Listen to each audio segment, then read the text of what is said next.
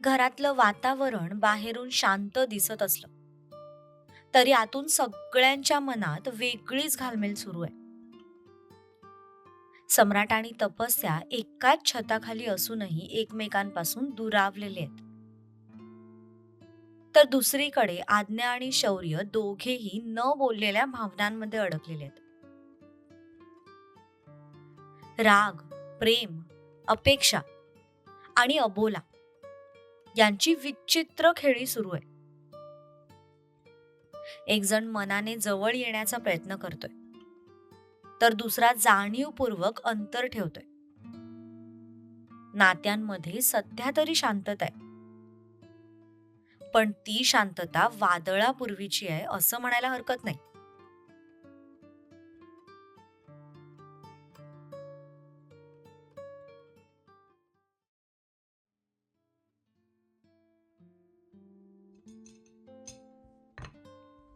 रात्री सगळे जेवणाच्या टेबलवर जमले. काय मग आदू, पाहुण्यांची चारधाम यात्रा कशी चालू आहे? चांगली चालू आहे आबा. मध्ये बाबांना थोडी सर्दी झाली होती, पण आता ठीक आहे. फोन येत असतो रोज. सम्राट आणि तपस्या एकमेकांच्या समोरच जेवायला बसले होते. तशी तर ती रोज सम्राटच्या शेजारी बसायची, पण ती आज आज्ञासोबत तिच्या शेजारी बसली होती. मध्ये मध्ये सम्राटकडे बघत होती, पण आज तो एक नजर सुद्धा तिच्याकडे बघत नव्हता. चुपचाप मान खाली घालून त्याचं जेवत होता.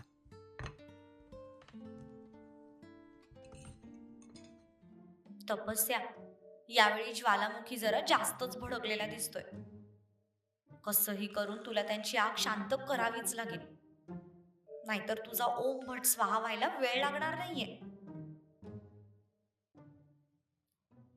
जावई बापूंसाठी डबा पाठवला होतास ना ग?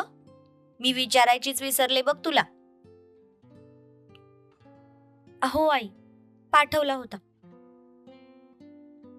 तितक्यात लगेच तिच्या समोर शौर्यचा चेहरा आला. ओठांवर नकळतपणे स्माईलही आली.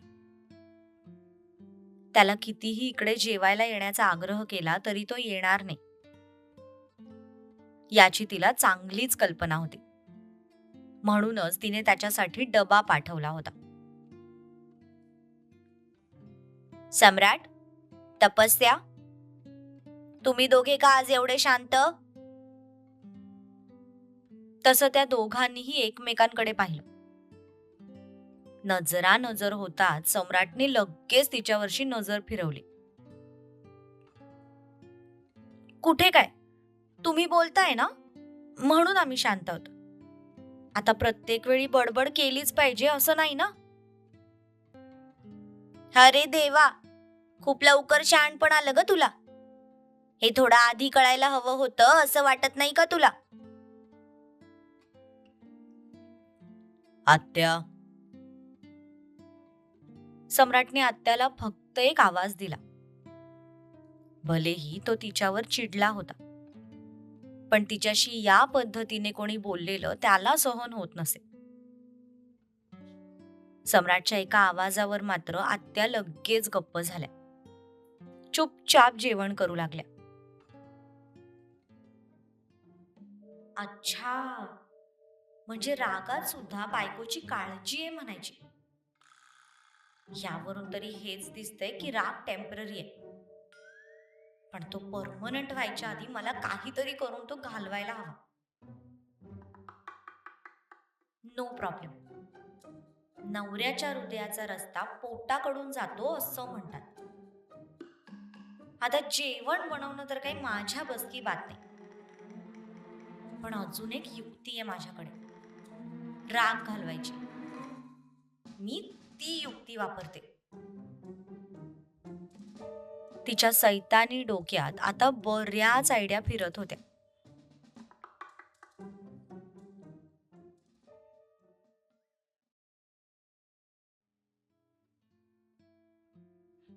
सगळ्यांची जेवणं झाली. तसं गप्पा मारून जो तो आपापल्या खोलीत झोपायला गेला. रात्रीचे 11 वाजत आले होते.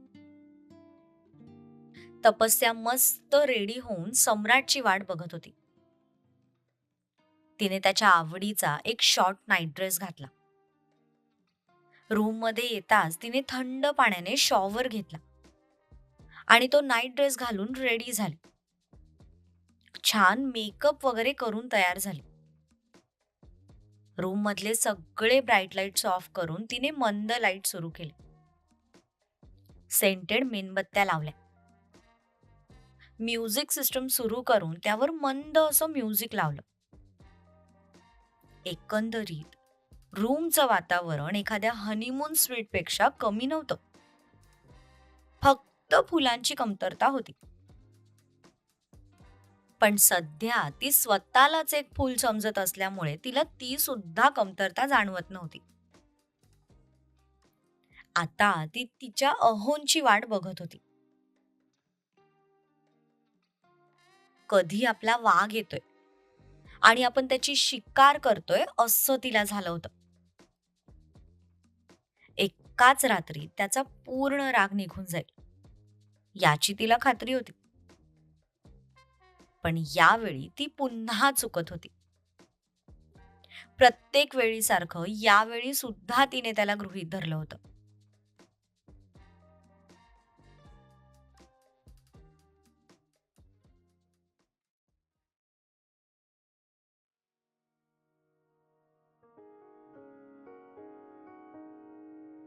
इकडे आज्ञाने सुद्धा तिचे कपडे चेंज करून नाईट गाऊन घातला आणि ती बेडवर येऊन पडली. तिने रूमचे लाईट्स ऑफ केले आणि ब्लँकेट अंगावर घेऊन ती झोपून गेली. थोडा वेळ तिने डोळे मिटून झोपण्याचा प्रयत्न केला. पण डोळे बंद करताच तिच्या नजरेसमोर त्याचा चेहरा यायचा. 5 ते 6 दिवसांपासून ती रोज त्याच्या हातावर डोकं टेकून झोपायची. त्यामुळे आता तिला त्याच्या हाताची सवय झाली होती. शौर्य, का करताय तुम्ही असं? का इतकं तरसवताय मला? तुम्हाला खरंच माझ्याबद्दल काही वाटत नाहीये का? तुमची काळजी जाणवते मला. तुम्ही खूप केअरिंग आहात, हे पण मान्य आहे मला. पण बायकोला फक्त काळजी करणारा नवरा नको असतो ना. तिला नवऱ्याचं प्रेम सुद्धा हवं असतं, कारण तो हक्क असतो प्रत्येक बायकोचा. मला पण तुम्ही हवे आहात, सर्वार्थाने. कधी करणार आहात तुम्ही माझा स्वीकार? मला हक्काने तुमच्या खुशीत झोपायचंय, हक्काने तुमच्यासोबत भांडायचंय, तुमच्या हातात हात घालून फिरायचंय. कधी पूर्ण होणार आहेत माझी ही स्वप्न?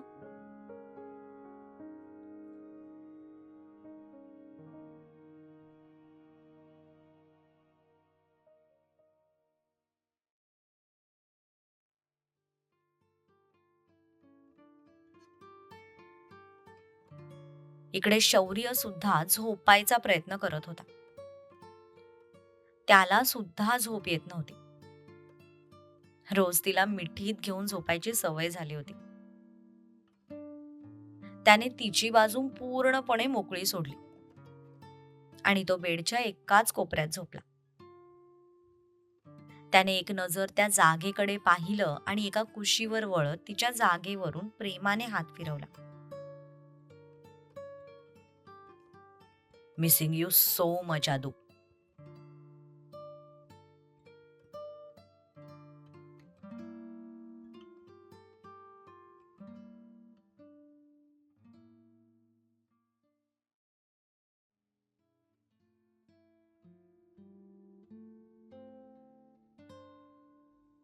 इकडे घड्याळाचा काटा जसा 12 वर येऊन पोहोचला तसा समज त्याच्या रूमचा दरवाजा उघडला गेला.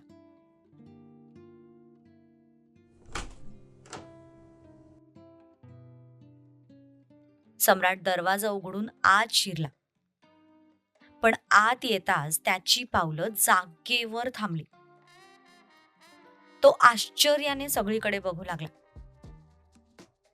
सेंटेड कॅन्डल्सचा सुगंध सगळीकडे पसरला होता. मंद लाईट सुरू होते.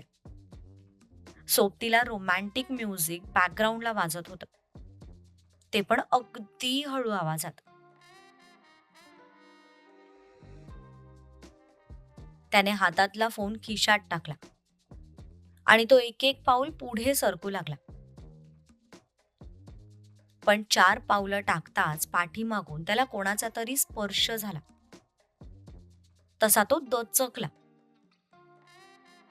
पण मागे फिरायच्या आधीच त्याच्या छातीवर तिच्या नाजूक हातांचा विळखा पडला होता. ती तपस्या आहे हे कळायला त्याला 1 सेकंदही लागला नाही. तसा त्याने एक उसासा सोडला. हे सगळं आपल्याला मनवण्यासाठी केलं जातंय ते सुद्धा त्याला कळलं.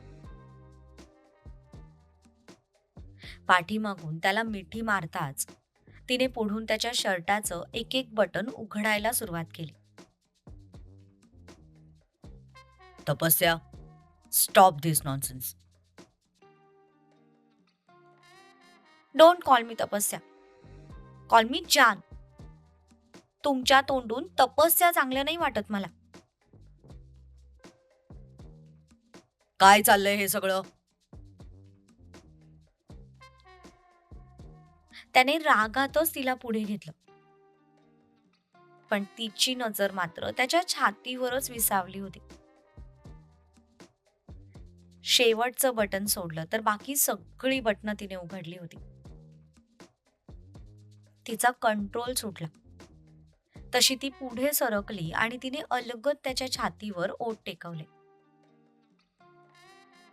तिच्या ओठांच्या त्या स्पर्शाने त्याने लगेच डोळे गच्च मिटून घेतले.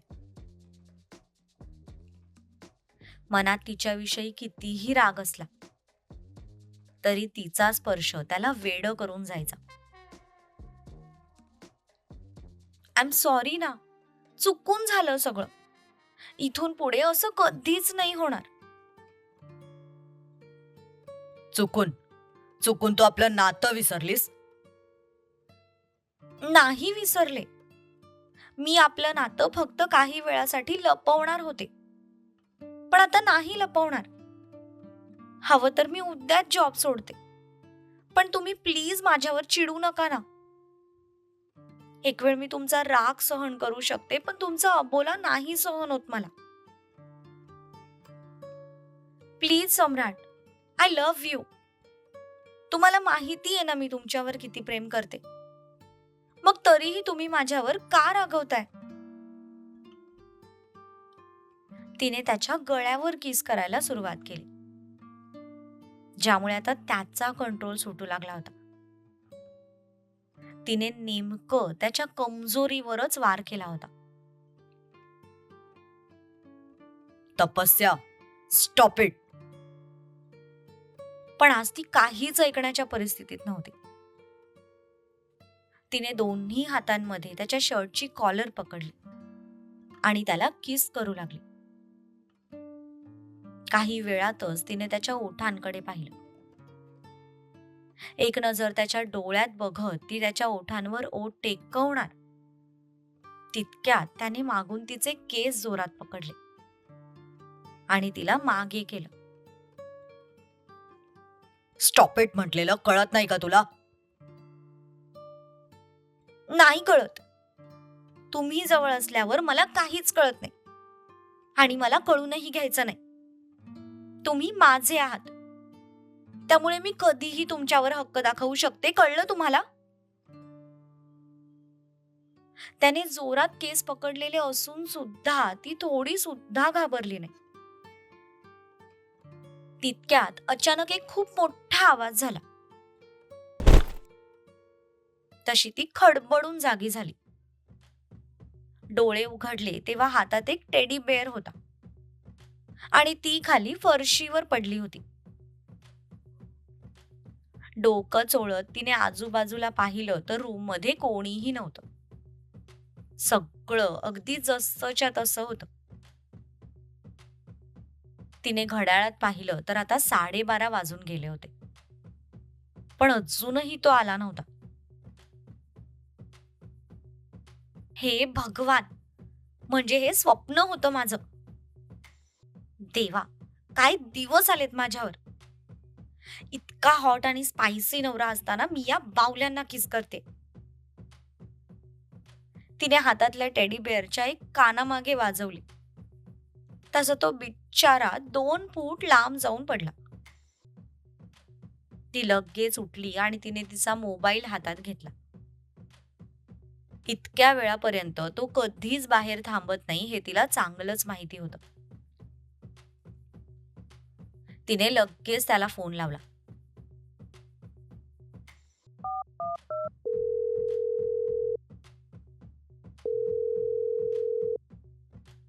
दोन रिंग्स केल्या पण त्याने फोन काही रिसीव्ह केला नाही. पण ती हार मानणाऱ्यातली नव्हती. जोपर्यंत तो फोन उचलत नाही तोपर्यंत ती त्याला कॉल करत राहणार होती. 4 ते 5 रिंग्स नंतर फोन उचलला गेला. हॅलो, कुठे आहात तुम्ही? आत्ताच्या आत्ता रूम मध्ये या.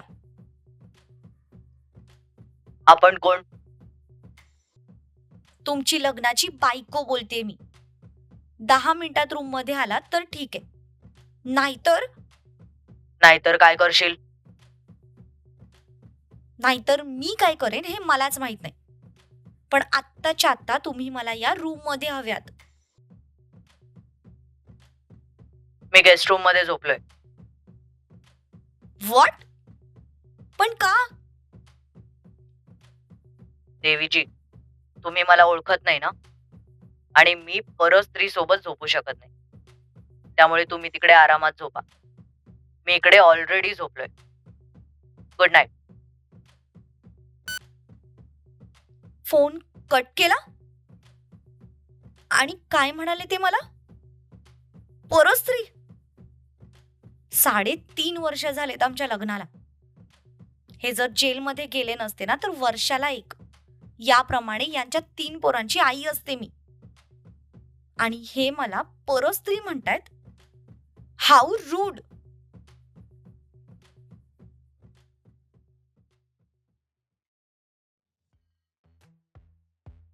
तुझं बालिश डोकं कुठपर्यंत चालू शकतं ना ते माहितीये मला. माझ्या कमजोरीवर वार करायला बघत होतीस ना तू, पण मी तुला ती संधीच देणार नाहीये. तू फक्त बघत राहा आता मी काय करतो ते. तू सम्राटचं प्रेम बघितलंयस, त्याची जिद्द अजून बघितली नाहीयेस.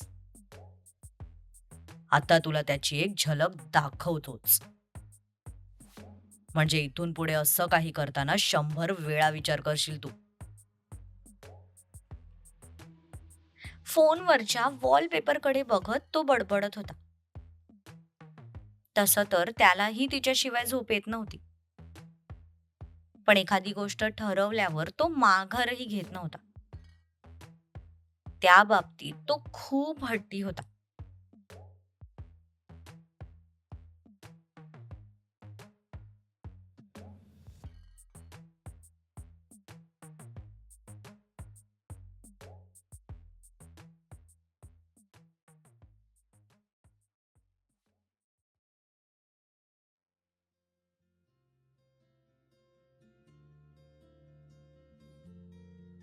हॅलो जत्रा, कसे आहात सगळे?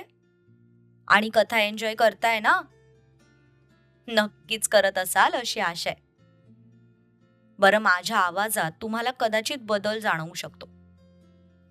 घरी गणपती असल्यामुळे आरत्या आणि भजनं गाऊन आवाजाचा आणि घशाचा खुळखुळा झालाय. होईल काही दिवसातच नॉर्मल, त्यामुळे काळजी नसावी. बरं, आता आपल्या प्रसिद्ध कमेंट्सकडे वळूया. पहिली प्रसिद्ध कमेंट आहे अश्विनी गवारे यांची. बाप रे, आज तपस्याचं काही खरं नाही. खलनायक सम्राट बॉस समोर येते. पुढच्या भागासाठी खूप आतुर आहे. धन्यवाद अश्विनीजी. कथा तुम्हाला इतकी भावतीये यापेक्षा मोठं समाधान आमच्यासाठी काहीच असू शकत नाही. पुढच्या भागासाठी तुमची उत्सुकता, प्रेम आणि विश्वासच आम्हाला प्रोत्साहन देतं. लवकरच पुढचा भाग घेऊन येतोय. पुढची कमेंट आहे वृषाली भोसले यांची.